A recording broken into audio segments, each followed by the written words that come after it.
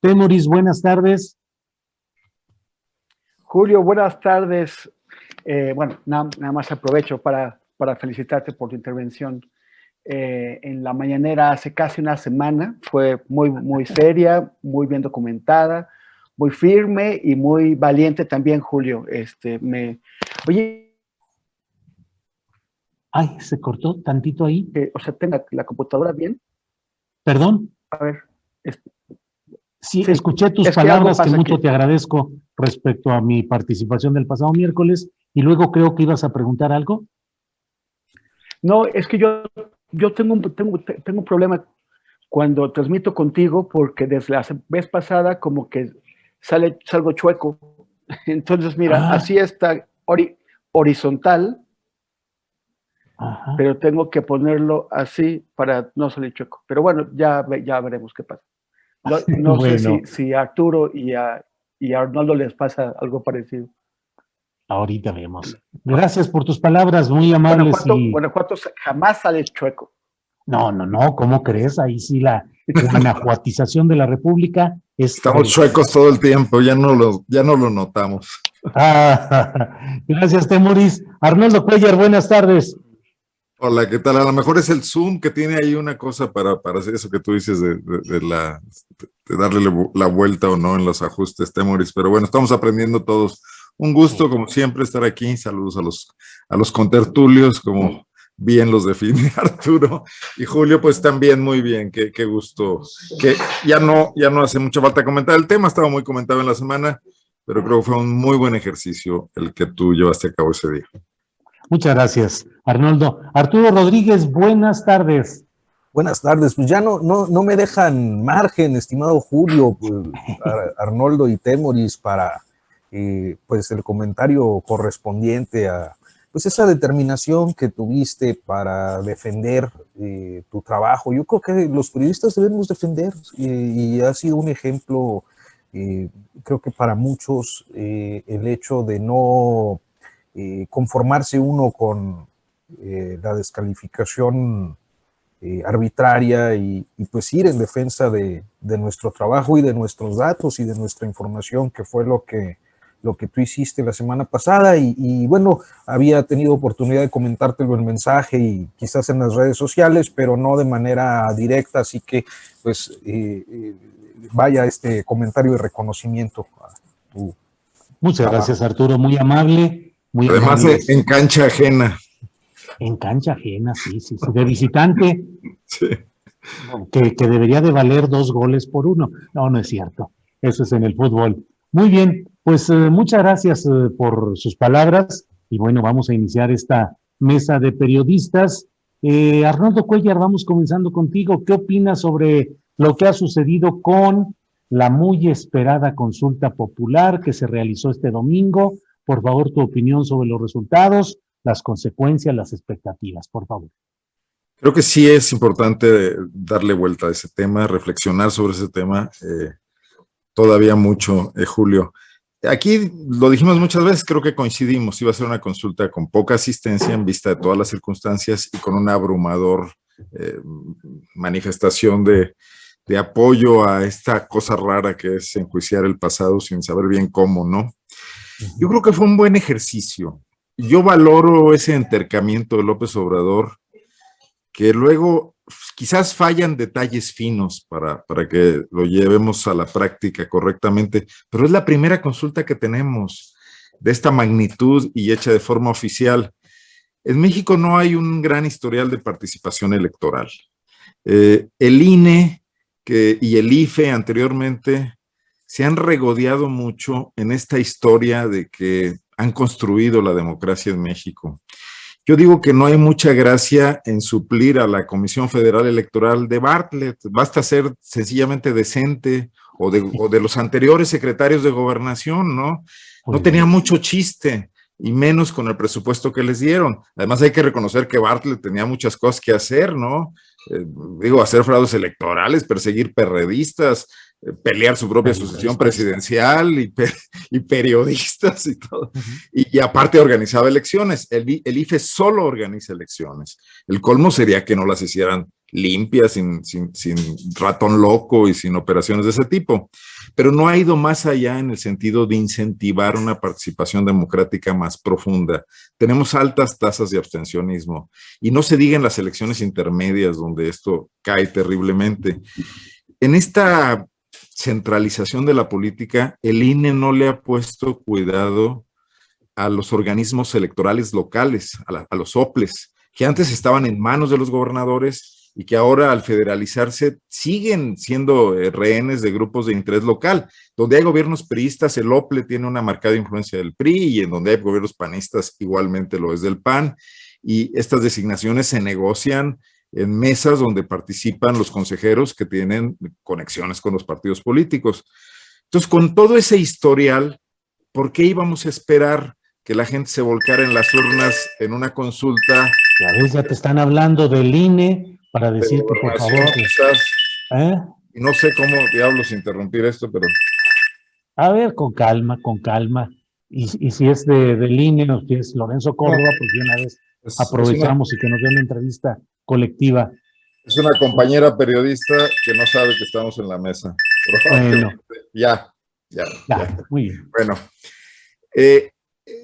en ese sentido, que 7 millones de mexicanos, bueno, la cifra ahorita nos la precisarás bien, hayan acudido a las urnas me parece extraordinario, independientemente incluso de que se hayan presentado aún vicios y que Morena venga arrastrando también ese historial que lo hacía el PRD, lo hace el PAN de acarrear a gente a las urnas, etcétera.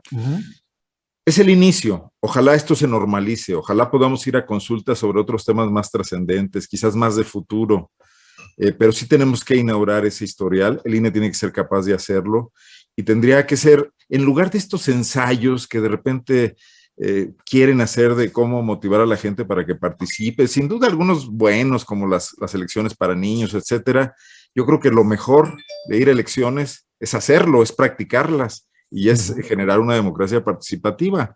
Entonces, en ese sentido, no creo de ninguna manera que esto sea un fracaso. Sí creo que cayó también, y ya con esto termino, en la polarización de sí o no, a favor o no de las decisiones y de las cosas que impulsa el presidente, de las ideas que impulsa el presidente, pero en eso vamos a estar en todo este tiempo igual metidos, y no va a haber quien se escape de eso. Creo que la consulta pudo ser mejor. Me parece profundamente criticable que López Obrador haya adoptado esa actitud de que no participaba, de que se fue de gira y que no votó. Creo que tenía que tomar una decisión y poner él mismo el ejemplo. Y no se debe confundir lo público con lo privado, ni su perdón personal con el no ejercicio de la ley del esclarecimiento de temas históricos, ¿no? Bien. Gracias, Arnoldo. Arturo Rodríguez, ¿qué opinas sobre este tema de la consulta popular de este domingo? Sus consecuencias, los resultados, en fin. Por favor, tu reflexión, Arturo. Mira, híjole, la reflexión es amplia y no me quiero consumir como siempre el tiempo de mis compañeros. Voy a tratar de sintetizar en algunos puntos. Mira, el primero es que creo que hay un avance muy importante y eso yo creo que es digno de aplaudir, especialmente por la gente que fue promovente. Yo sé que muchos de ellos López Obradoristas, pero el hecho de tener una definición partidista o de simpatía o militante no les quita naturalmente su posición ciudadana en promover la consulta.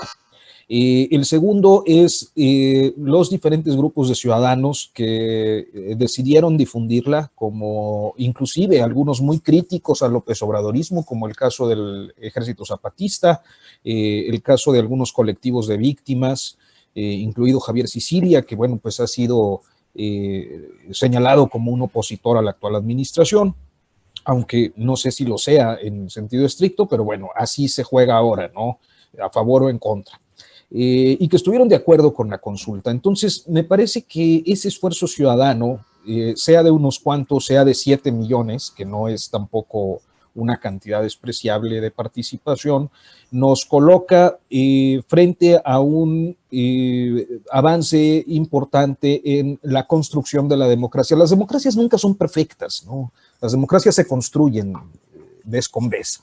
Y a mí me parece que el hecho de que hoy existe un mecanismo como de democracia directa, como la consulta popular o la revocación de mandato, y que este se haya realizado por primera ocasión es una buena noticia. Claro, hay diferentes aspectos críticos que podemos analizar desde distintas perspectivas. Uno es el tema de la consulta, que creo que a final de cuentas ha sido el que se ha convertido en el centro de las discusiones. ¿Se consulta la justicia o no se consulta? ¿Es un ejercicio absurdo o no lo es?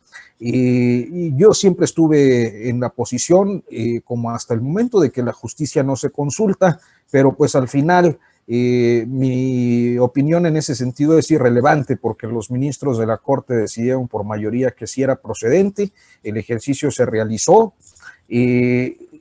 cuesta, y creo que debió costar más todavía realizarlo, y creo que el INE, habiendo cumplido con el papel que le toca cumplir, ciertamente incurrió en diferentes descuidos logísticos que pues vulneran el prestigio de la herramienta. Que sin embargo, pese a todas estas complicaciones logísticas, me parece que no hubiera variado mucho el resultado. Difícilmente se hubiera alcanzado el 40%, pero yo diría eso es la primera vez que se usa esta herramienta, este mecanismo de participación. Creo que en ese sentido, pues es un ensayo, digámoslo así, para una práctica a la que ojalá la sociedad mexicana se vaya acostumbrando, como es pues el ejercicio a través de nuevas herramientas, más allá del sistema electoral de elecciones, pues, de participación directa, el ejercicio de su soberanía, de la soberanía popular.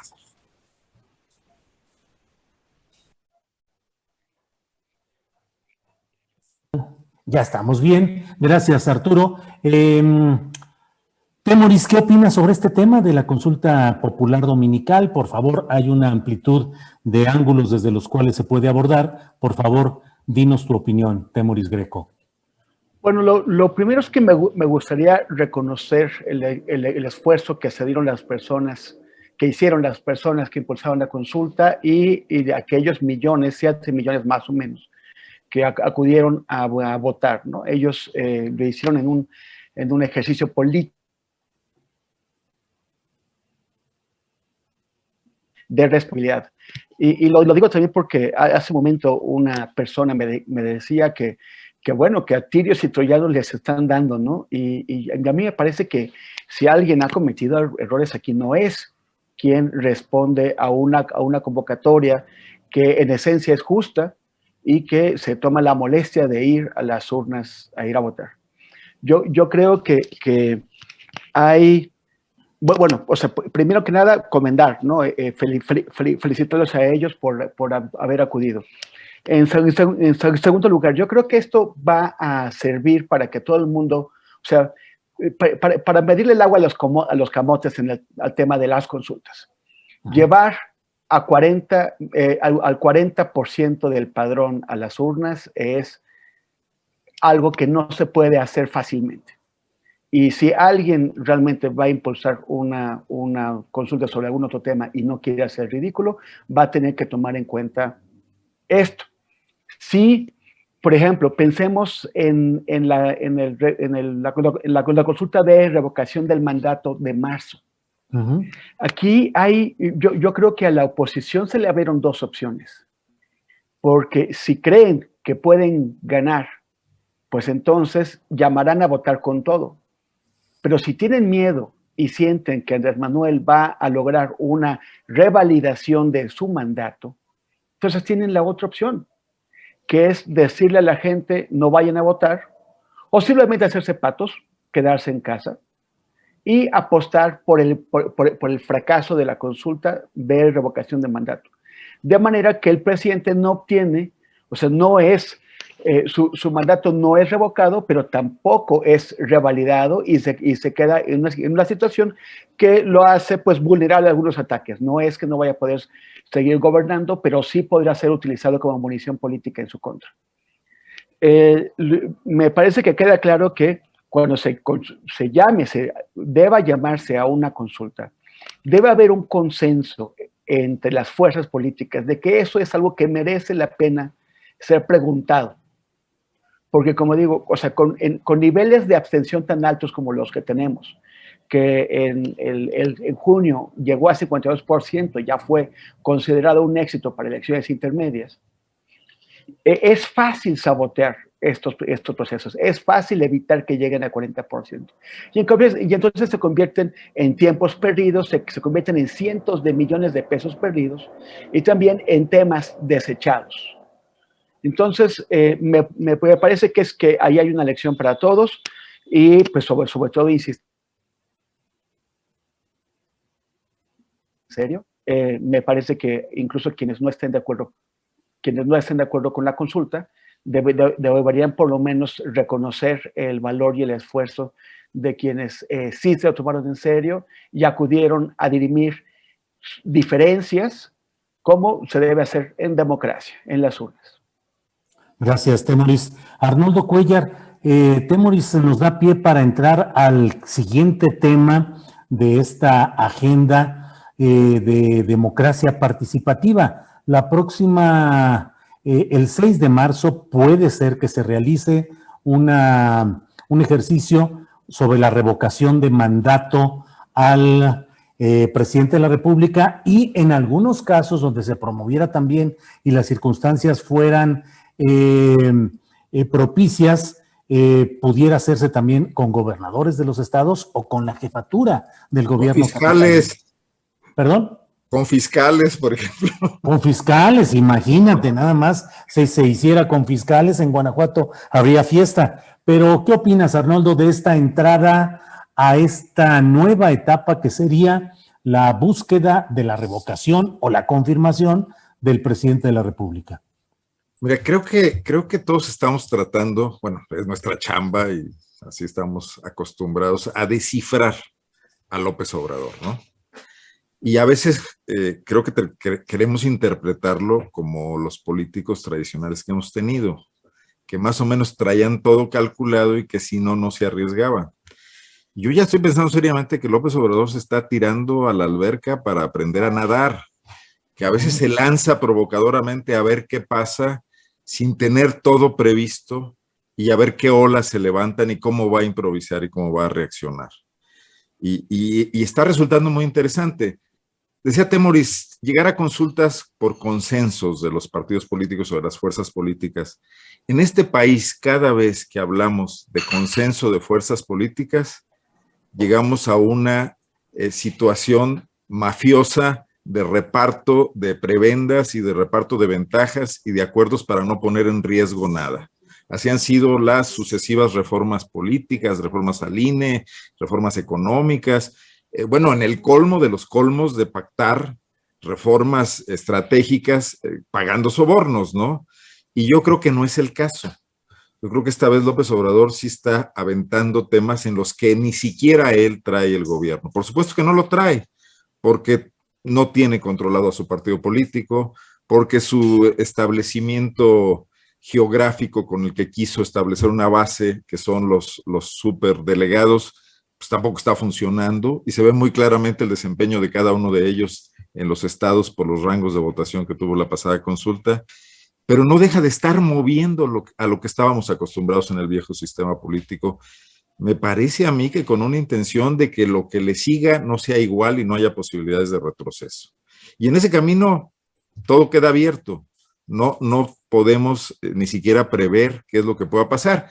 Que está muy bien, Julio, Temoris y Arturo, porque aquí estábamos muy acostumbrados y es la fuerza de estos analistas que llenan las páginas de los periódicos y esta comentocracia rancia de querer siempre saber qué va a pasar, porque traen una buena filtración, porque más o menos le analizaron al tema, porque creyeron adivinarle a los políticos la intención. Y creo que esta vez no está pasando así. Y sí estamos entrando en un camino en el que está muy bien que México entre, porque va a probar muchas de nuestras aparentes fortalezas institucionales que no son tales, que están ahí nomás sobre una cierta superficie para tratar de construir algo nuevo, porque todas estas reformas anteriores, y bueno, y dentro de eso está esta posibilidad de la revocación de mandato, que sí va a ser la gran batalla, ¿no? La confrontación de este clima o pro o anti López Obrador. O sea, pues, esto es lo que quieren, órale, vamos a ver qué pasa. Y va a ir a jugar, va a ir a jugar a ver qué pasa, porque la popularidad de hoy puede no ser la de marzo del próximo año, puede ser menos, puede ser más, la situación económica puede ser otra, la pandemia puede tener otro comportamiento, todo eso no está amarrado, ¿no? Pero también la oposición sufre deterioros y sufre desdoros y las alianzas políticas se diluyen y vamos a ver de qué está hecho cada uno de ellos, ¿no?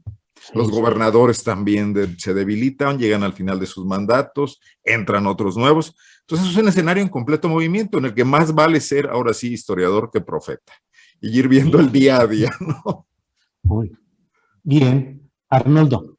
Pues muchas gracias, Arnoldo. Arturo Rodríguez, sobre este tema de la revocación de mandato que tiene que ser solicitada por ciudadanos que junten firmas hasta un 3% de la lista nominal de electores y que podría realizarse el 6 de marzo próximo, y el INE está solicitando, ayer entrevisté al consejero presidente del INE, Lorenzo Córdoba, y él dice que es necesario que haya el 100% de las casillas en el ejercicio revocatorio, porque equivale a una elección y no es como la consulta popular, que tiene otras características. En fin, ¿qué opinas sobre este proceso de eventual, pero probable, de que ciudadanos exijan que se abra ese espacio para la revocación de mandato presidencial? Mira, yo acabo de hacer un elogio a los procesos plebiscitarios. A mí me gustan los procesos plebiscitarios. Yo creo que no hay demócrata que se pueda oponer a un ejercicio de democracia directa, referéndum, plebiscito, consulta popular y revocación de mandato. ¿Qué es lo que siento?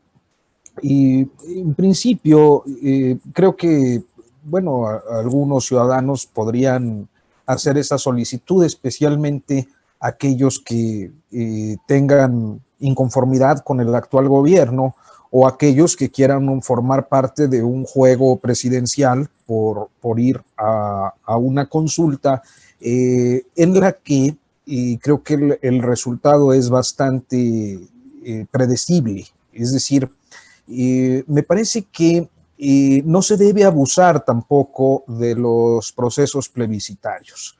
Yo cuando hacía el elogio de lo que ocurrió con la consulta popular decía pues que bueno, uno de los aspectos tenía que ver con la pregunta, con la forma en la que se articuló el tema de consulta. Y me parece que en este caso la herramienta sería saludable y sana cuando estás ante una inconformidad amplia, generalizada contra un gobernante. O sea, yo no me imagino cómo habría resultado un ejercicio así, por ejemplo, al cuarto año de Peña Nieto, pero me parece que era un ejercicio que en ese contexto, que ya teníamos el escándalo no solo de la Casa Blanca, sino el resto de las casas de los otros, ¿no? De Videgaray, Malinalco y lo de las Lomas, y pues los diferentes actores ahí involucrados en los escándalos de las casas, las evidencias claras o sospechas muy bien fundadas de corrupción en el contratismo gubernamental y destacadamente un proceso represivo activo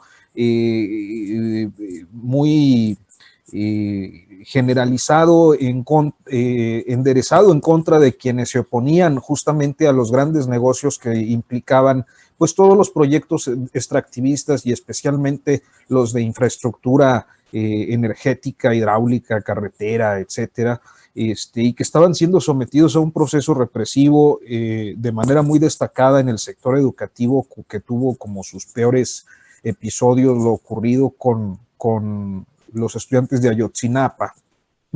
Pues ese cuarto año de gobierno naturalmente ya registraba un repudio generalizado que hacía pertinente ir a una consulta para saber si ese mal gobierno podía continuar o no.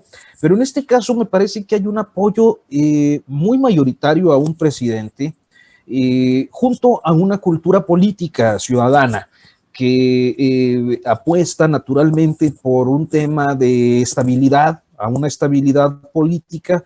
Yo creo que si el presidente López Obrador fue electo para 6 años, pues no habría motivos en este momento, ni creo que los haya para el mes de marzo, para someter a una consulta el hecho de que continúe o no.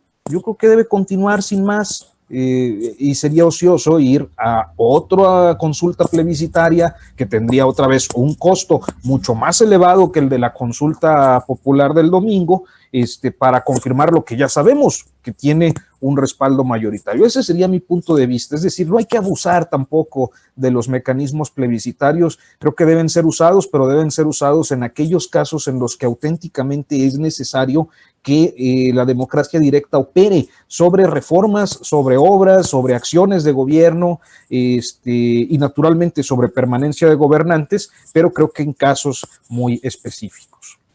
Bien, gracias, Arturo. Temoris Greco, tú abriste este camino de análisis sobre la revocación de mandato, si quieres agregar algo sobre el tema, pero además de este tema en especial, me gustaría a ti preguntarte y luego a los compañeros, aunque no somos especialistas en asuntos económicos ni de lejos, pero hoy se ha producido un peculiar paro de pipas distribuidoras de gas domiciliario, y esto es en reacción a la definición dada por la Comisión Reguladora de Energía y la Secretaría de Energía en el sentido de establecer precios máximos al público del gas LP, del gas licuado de petróleo, que es el que se consume en los domicilios, en las casas particulares. Es decir, es una reacción a una política gubernamental federal que busca evitar abusos y garantizar al público que haya un precio justo por el producto que adquieren. Y también me llama la atención que hoy mismo se ha dado a conocer, lo leo de una nota de Miguel Enzástigue en OEM Informex, que dice que Kimberly-Clark, Herdes y Alsea subirán sus precios a partir de septiembre por escasez y encarecimiento de materias primas. Kimberly-Clark es de la familia de Claudio X González.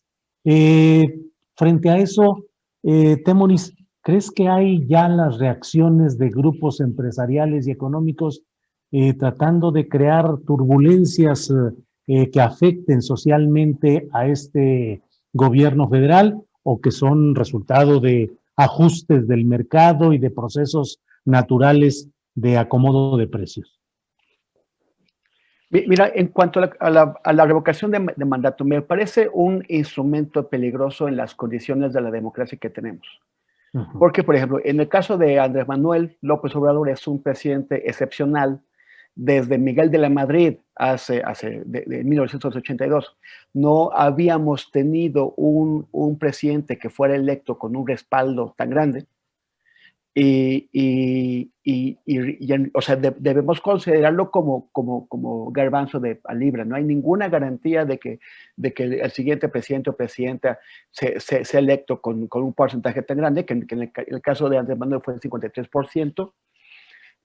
Y lo más probable es que regresemos a los presidentes que hemos tenido en ese siglo, que son electos con porcentajes alrededor de los 40 puntos.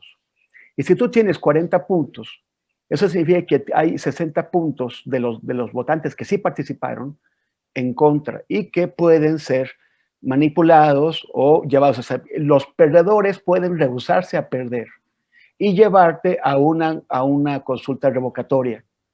Y que podemos entrar en una lógica, en un circuito de mandatos revocados, en donde apenas esté entrando un precio,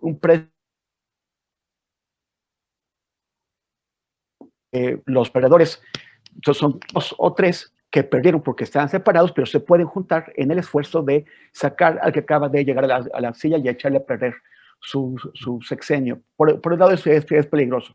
Por el otro lado, cualquiera, de la misma forma en que en la consulta de marzo puede ser la oposición, si calcula que le conviene, puede sabotearla y no le será fácil sabotearla. Cuando nosotros tenemos niveles de participación regulares en elecciones de 50%, cualquiera que maneje un 10 o 15% de los votos puede sabotear una consulta, puede echarla a perder, o sea, que no se logre. Entonces, también, incluso un presidente que ve que va a perder una consulta revocatoria, pues puede decir, mi gente no participa y no se consigue el porcentaje mínimo para que la consulta sea válida. Pero entonces entras en una situación de limbo político, de limbo de legitimidad, porque aunque la consulta que perdiste no es válida, sigue quedando ante la opinión pública la percepción de que la perdiste y tú, sin embargo, sigues gobernando. O sea, creo que entramos en una cuestión muy complicada aquí, que no ha sido resuelta. También todavía tiene que determinarse cómo va a estar el reglamento para que la revocación de mandato sea llevada a cabo, ¿no? Pero estamos viendo ya esos problemas. Ahora, en cuanto a lo del gas, no he estudiado el tema. Yo no sé si, o sea, yo esperaría que este precio máximo que se está imponiendo al gas tenga que ver con el precio al que los proveedores consiguen el gas y que también permita que tengan un margen de ganancia aceptable para que pues sigan teniendo interés en traernos el gas hasta nuestras casas. Si esto es así, pues me parece que están en todo lo correcto quienes les están poniendo un tope, o sea, un tope que, como digo, garantice que tengan una ganancia aceptable, pero no excesiva, y que por lo tanto evite que nos extorsionen a nosotros, a los compradores, que nos obliguen a comprarlo a un precio que no corresponde, aprovechándose que realmente tenemos pocas opciones, pocas alternativas para que nos traigan el gas. En cuanto a lo de Kimberly Clark, bueno, Kimberly Clark hace papel. Herdes tiene la competencia de la costeña. Alsea son restaurantes que no son, digamos, son cadenas de restaurantes que la gente que o sea, no lo veo como una especie de una amenaza creíble que pueda hacernos, que pueda hacer descarrilar la economía. Sí, como un intento de presión. Pero en la medida en que el presidente siga teniendo de su lado a los grandes factores de poder económico, pues no me parece que esa presión vaya a ir a algún lado. Sí va a crear pues más incomodidad en la clase media. Y es una clase media que el presidente ya ha descuidado. Entonces creo que, pero todavía tiene instrumentos para poder tratar de recuperar al menos a una parte de esa clase media y por lo menos nulificar el impacto del golpe que les están intentando dar, si es que esto es así, lo que no me extrañaría. Sí, gracias, Temoris. Arnoldo Cuellar, fíjate que recibimos muchas preguntas en el chat, muchos planteamientos, y Gema Barradas Mesa nos pregunta, dice, ¿qué pasaría si AMLO pierde en la revocación de mandato? ¿Qué le podemos contestar, Arnoldo? Yo diría en lo político, en lo social y en lo jurídico, ¿qué pasaría de verdad si López Obrador perdiera en la revocación de mandato y tuviese que retirarse del cargo de presidente de la República? Bueno, sería una censura moral fuertísima que López Obrador, con la actitud que ha asumido de congruencia y que él plantea como su principal capital político, lo obligaría a tomar una decisión al respecto.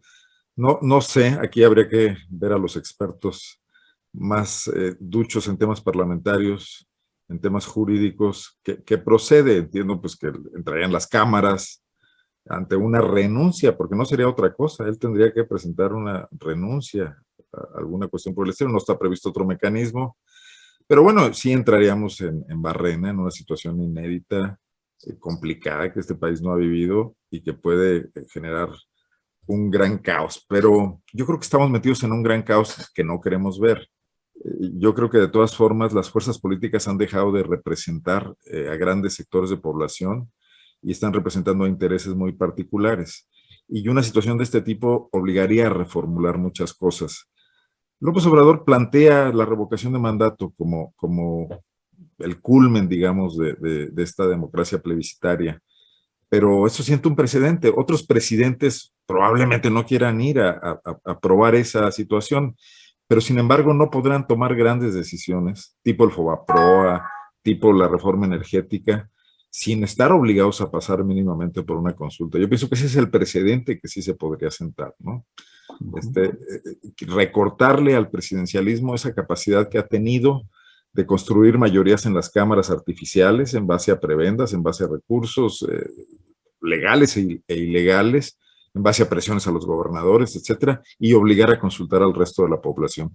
Yo creo que estamos entrando en un terreno desconocido, Julio. No hemos explorado, estamos acostumbrados a este tema de 3 grandes partidos, una izquierda, una derecha, un centro ahí. Eso se está diluyendo a pasos agigantados.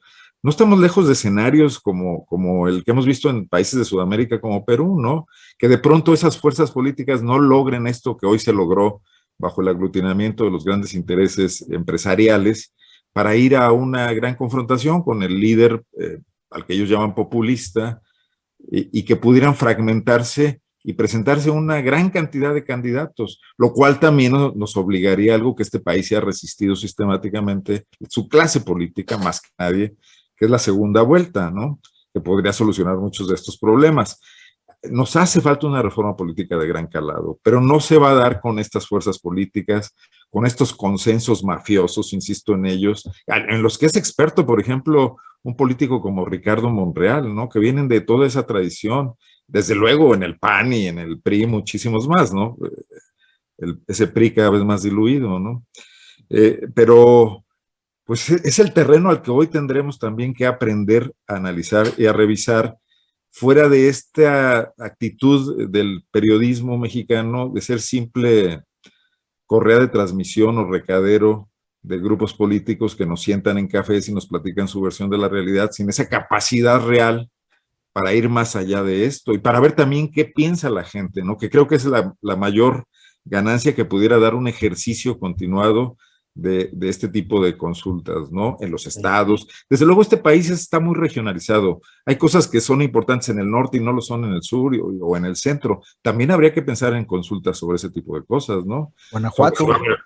Pues, o fracking en Coahuila o cosas por el estilo, ¿no? Digo que sí está muy ubicado, muchas problemáticas en ese sentido. Pero bueno, no te contesté tu pregunta porque realmente no me siento con todos los elementos. Creo que te la podría contestar, no sé, Diego Fernández de Ceballos, a lo mejor. Para todos los recovecos constitucionales, o a lo mejor Arturo Rodríguez, que también don Arturo Rodríguez. Parlamentario, ¿no? Gracias, Arnoldo. Arturo Rodríguez, pues ya te echaron la bolita de que tú sí nos puedes sacar. ¿Qué pasaría? Nos podría sacar adelante con esta pregunta. ¿Qué pasaría si el actual presidente López Obrador perdiera en ese ejercicio de revocación de mandato, que desde luego es un ejercicio que contempla el sí o el no, aun cuando hoy los índices de popularidad del presidente sean altos? Pues nada garantiza que en política las cosas se mantengan así hasta el final. ¿Qué podría pasar si el presidente quedara fuera en este proceso revocatorio, Arturo?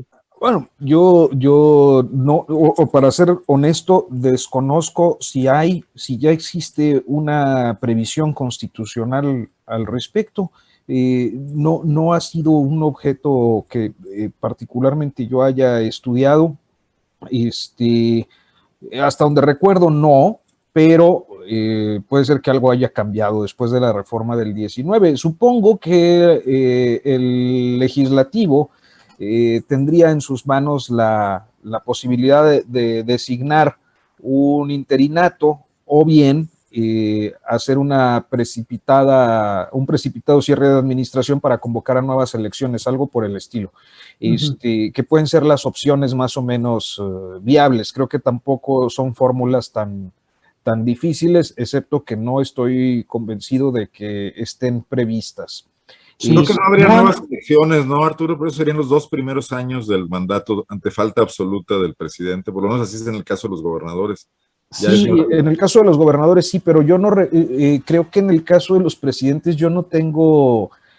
yo hasta donde me quedé cuando llegué a estudiar la materia constitucional hace muchísimos años, pues no había previsión para un reemplazo presidencial. Ahorita le entra Temoris. Lo que sí quiero decir es que, a final de cuentas, tanto hablando del derecho como hablando del contexto, estamos hablando de ficción, porque yo estoy, o sea, de la ficción jurídica y de la ficción política, porque a final de cuentas yo insisto en que es prácticamente imposible que las cosas cambien de aquí a marzo del próximo año y de que pudiera haber es decir, no lograron la mayoría en la Cámara, ¿qué van a andar logrando una revocación? Eso es lo que Claro, claro. No hay la reforma constitucional para establecer tanto la consulta popular como la revocación de mandato como ejercicios de democracia participativa. Hubo una reforma constitucional y en un artículo transitorio establecieron que en 180 días el Congreso de la Unión debería expedir la ley reglamentaria correspondiente que establecería todos los mecanismos y que resolvería pues la mayor parte de las dudas. Eso debió haber sido cumplido el 20 de junio de 2020.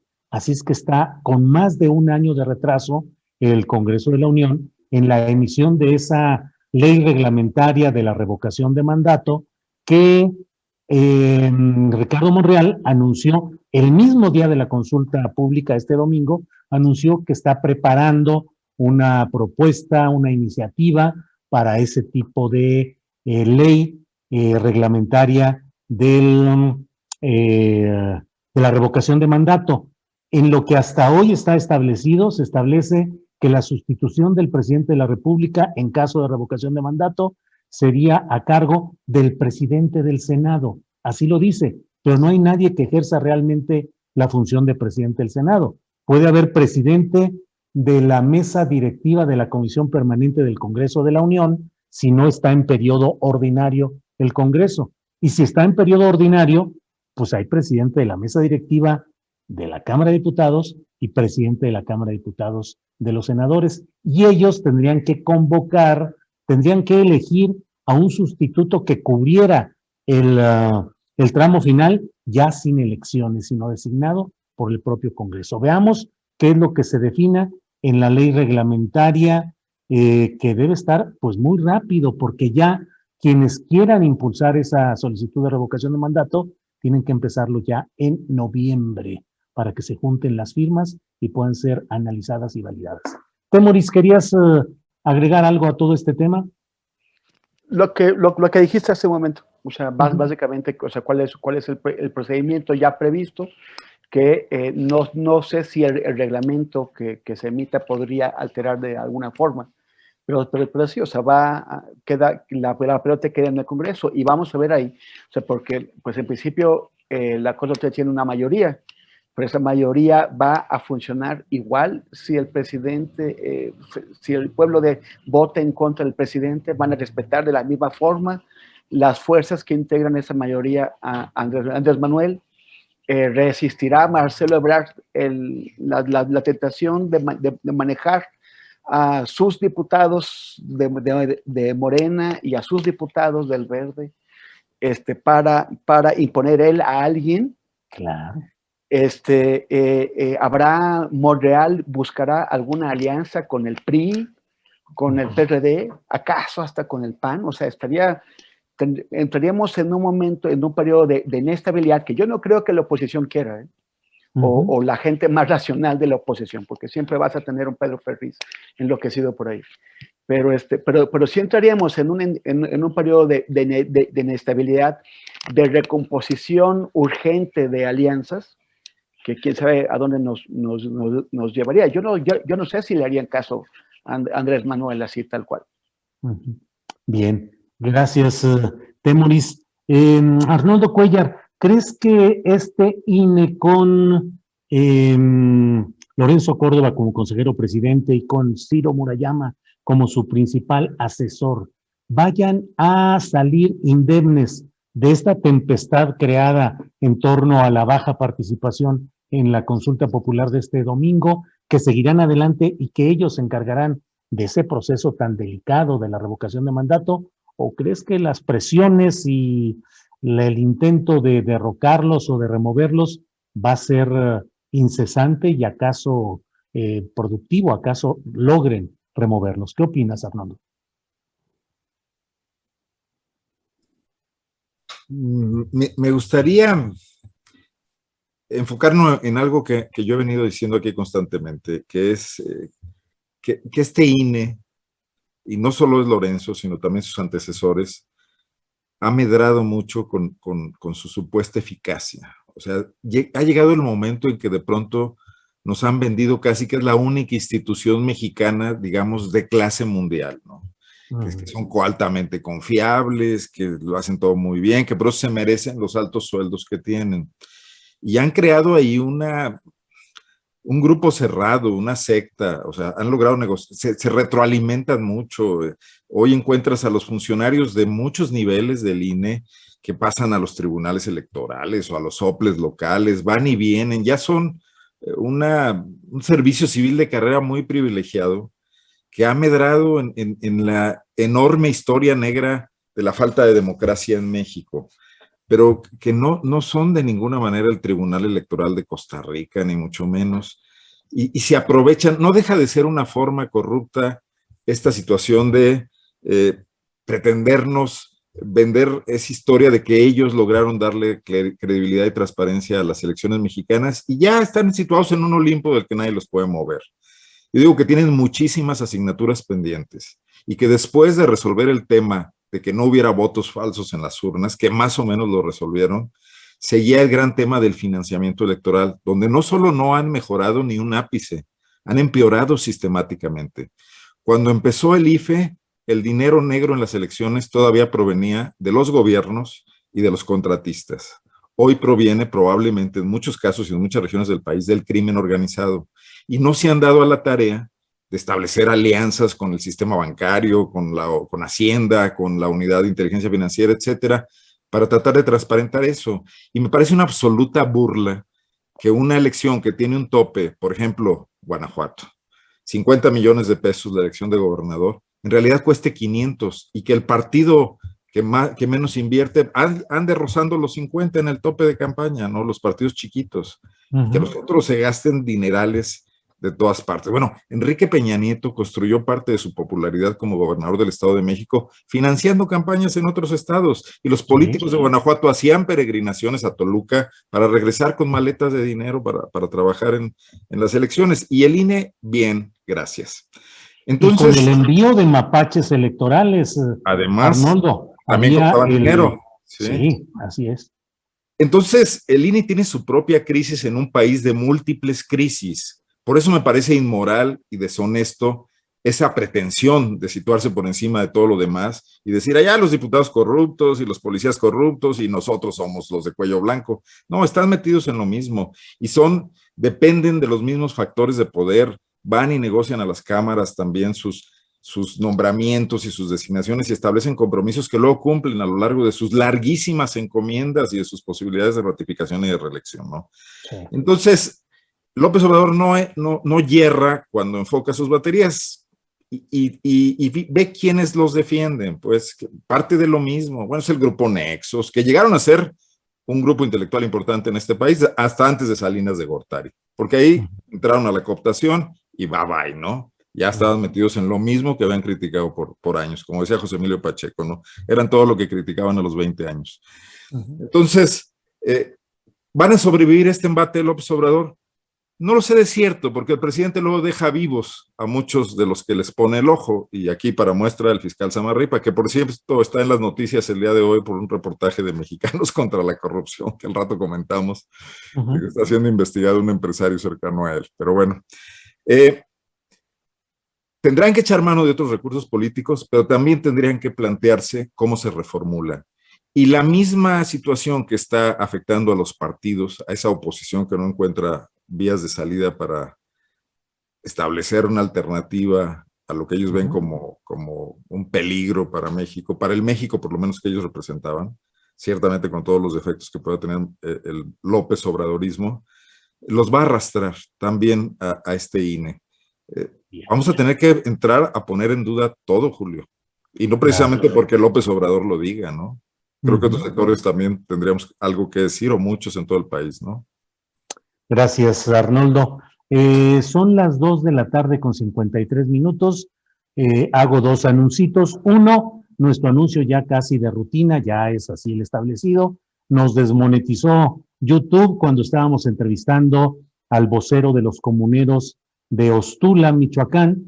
Llegó la notificación de que el contenido no era apto para los anunciantes. Les digo, ya es un anuncio de rutina, pero no deja de ser necesario comunicarlo a nuestra audiencia. Por otra parte, los invito a que terminando esta mesa, sigan con nosotros porque vamos a tener información relacionada con el tema de este paro de las pipas o los distribuidores de gas doméstico. Adriana Buentello ha tenido alguna plática con su gasero favorito y nos va a platicar qué es lo que ha indagado, y luego tendremos una entrevista con uno de los trabajadores de este rubro. Así es que, Arturo Rodríguez, pues ya se nos acabó el tiempo y quedaron muchos temas interesantes. Lo que tú quieras decir de cualquier tema o lo relacionado con Encinas que le reclama a Monreal por no avanzar en el tema del desafuero del diputado Huerta, los diputados de Morena que acusan a Silvano Aureoles de traición a la patria, Gil Suárez, el panista relevante, investigado por cuentas millonarias. En fin, del tema que tú quieras, invitación, reflexión, lo que desees, Arturo, por favor. Yo creo que me interesa mucho esta conducta de Ricardo Monreal.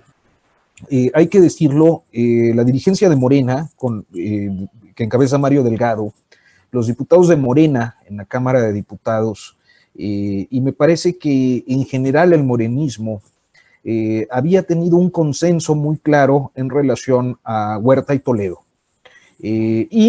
Me parece que la defensa a ultranza, esa apología que ha desplegado el Partido del Trabajo, un compromiso, supongo yo, que se relaciona con aquella adopción de los legisladores de agosto del año pasado con el propósito de quedarse con la mesa directiva de la Cámara de Diputados, pues nobleza obliga, supongo que los tiene en este momento comprometidos al punto de preferir confrontar a Claudia Sheinbaum que pues aprobar lo que a todas luces tendría que aprobarse. Y este asunto yo no puedo descontextualizarlo de dos factores. Uno, me voy a permitir hacerme un poco de promoción, pero en la columna del sábado justamente hablaba sobre la forma, una columna que publico en el Heraldo de México, hablaba sobre la forma en la que el PT ha vivido un proceso de deterioro en su relación con el presidente y con la llamada 4T. Y que ese proceso... Mencionabas el caso específico de la falta de presupuesto para las estancias infantiles, sí, que dirige la esposa del líder real del PT. Sí, de Guadalupe Rodríguez, la esposa de Alberto Anaya, que bueno, pues es el líder de la franquicia, ¿no? De la marca.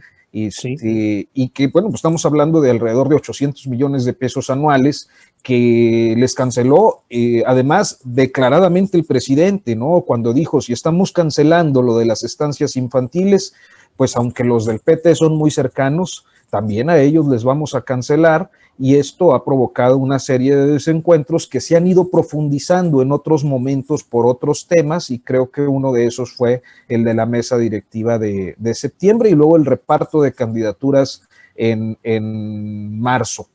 Sí.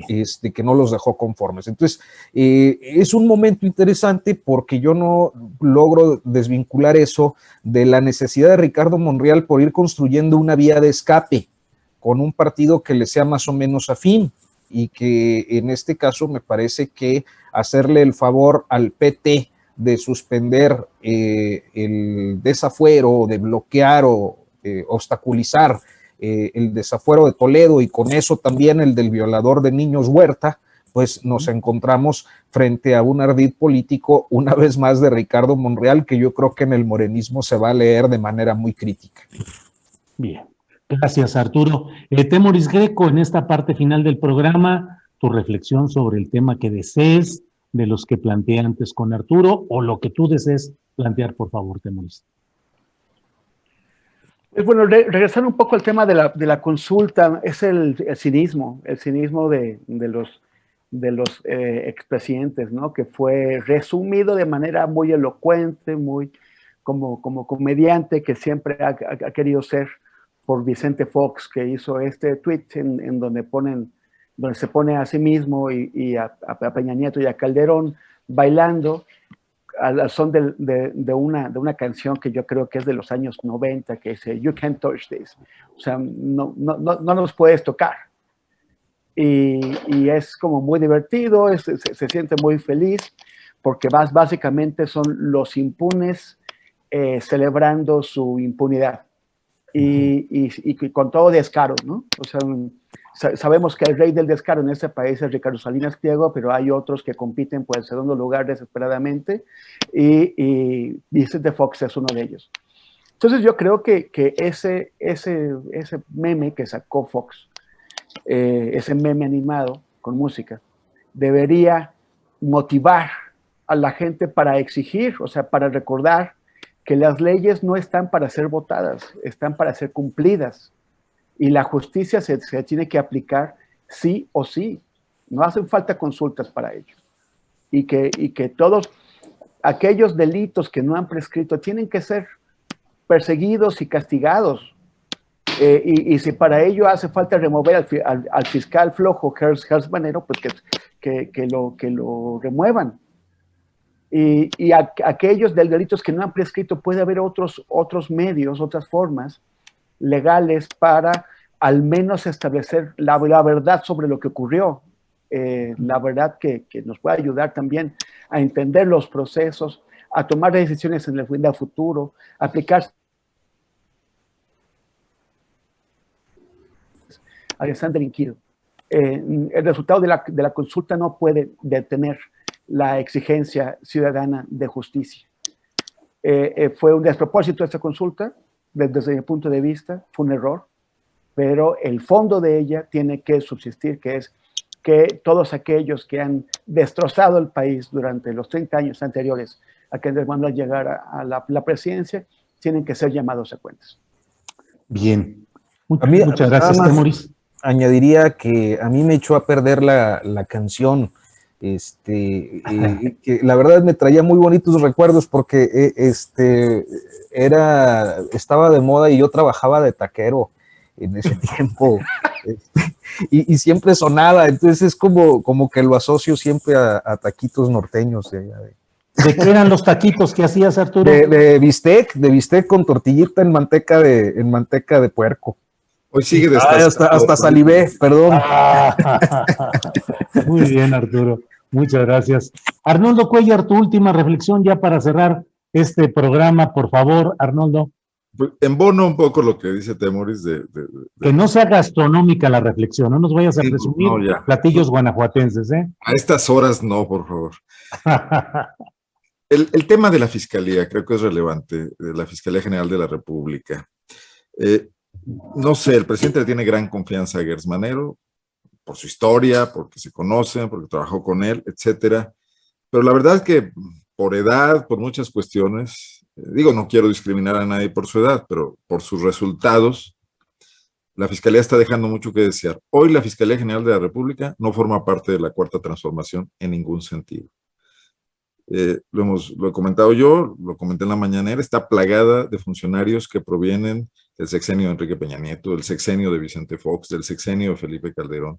De alguna manera se están investigando a sí mismos y a sus cuates. Pero quizás eso no es lo peor.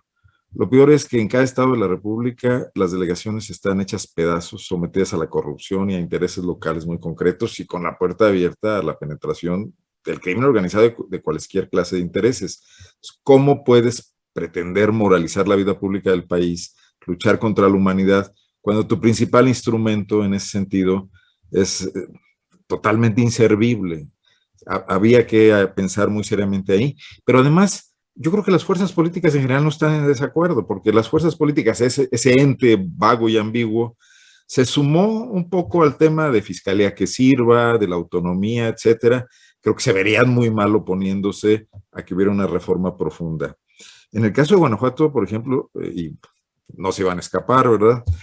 El tema es que la Fiscalía General de la República aquí la tiene cooptada, comprada y comprometida Carlos Amarripa. Entonces, ¿qué información le llega al presidente en sus mañaneras, esas previas a la de prensa, donde analizan la seguridad, cuando la fuente de información está filtrada desde el origen, ¿no? Y creo que ahí hay un frenón fundamental a cualquier intento de cambiar este país. O sea, los cambios deberían empezar porque la impunidad bajara un poquito, porque en delitos en general es del 90 y tantos % y en delitos políticos es del 100%. Entonces creo que ese es un tema central que pocas veces se aborda, ¿eh? El tema, sí, que Gertz se metió en la universidad esta de Puebla o que sus líos familiares, pero no el gran tema que está ahí atrás, de que las fiscalías, que además se han multiplicado, porque con la creación de la Fiscalía General Autónoma ahora hay una cadena de fiscalías de derechos humanos, de control territorial, etcétera, especializada, y todas están en manos de funcionarios que provienen de la estructura básica de carrera, que llegaron ahí por compromisos políticos. No me digan que Murillo Karam ponía a los mejores, ¿no? O Alberto Beltrán, o a Arely Gómez, etcétera, ¿no? Ponían a sus cuates. Entonces creo que ese es un punto relevante a observar en los próximos meses, ¿no? Cada vez que me quejo de Alejandro Gertz Manero, escucho a Arnoldo sobre Samarripa y digo, bueno, se me pasa. Sí. Pero bueno, son solamente graduaciones en el rango de lo peor, que aunque claro que es el extremo lo peor, pero en este caso, vaya que todavía hay graduaciones. Muy mal Gertz Manero, pero allá en Guanajuato están muy mal con ese fiscal Samarripa. Y también es que Temoris ha sido guanajuatizado. Temoris ha sido guanajuatizado. Ya lo colonicé. Ya te esperamos acá, Temoris. Sería un gran documental. La historia. ¿Lo aceptas o no, Temoris, la guanajuatización tuya? Eso me suena a yunquización y suena muy doloroso. Muy bien. Pues muchas gracias a los tres por esta oportunidad. Temoris Greco, gracias y buenas tardes. Muchas gracias, Julio, Arnoldo, Arturo, qué gusto como siempre. Gracias. Arnoldo Cuellar, muchas gracias, buenas tardes. Muy bien, Julio, gracias, como siempre, un gusto. Y también a los compañeros Arturo y Temoris. Gracias. Arturo Rodríguez, gracias y buenas tardes. Muchas gracias, Julio. Buenas tardes, Arnoldo, Temoris. Hasta pronto. Gracias.